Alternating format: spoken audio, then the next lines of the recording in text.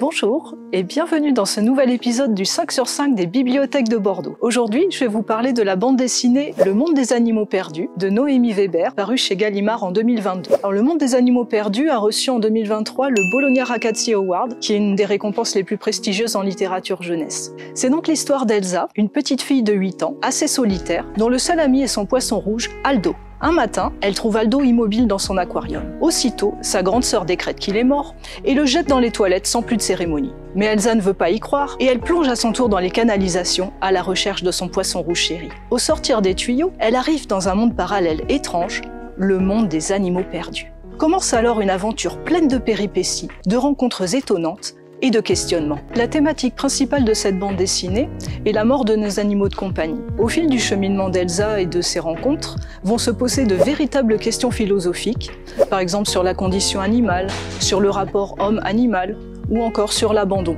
Alors j'ai beaucoup aimé ce livre, justement parce qu'il m'a ému. Il y a des passages extrêmement touchants qui nous font réfléchir sur la façon dont les humains traitent les animaux. Par exemple, au début de l'histoire, quand Elsa arrive dans le monde des animaux perdus, elle tombe sur des animaux qui pensent tout haut à la façon dont ils sont morts ou dont ils ont été abandonnés par leurs humains. Un autre passage extrêmement émouvant est le passage sur les chiens abandonnés, tous attachés à des piquets le long d'une route, la route des vacances, et qui attendent désespérément le retour de leur maître bien-aimé. Alors au final, même si cette bande dessinée est estampillée jeunesse, finalement elle est bien plus complexe qu'il n'y paraît. Elle va plaire aux défenseurs de la cause animale, elle peut aussi être aidante pour un enfant, pour accompagner la perte de son animal familier, mais c'est surtout un livre sensible, intelligent, au ton juste, et vraiment à mettre entre toutes les mains. Bonne lecture!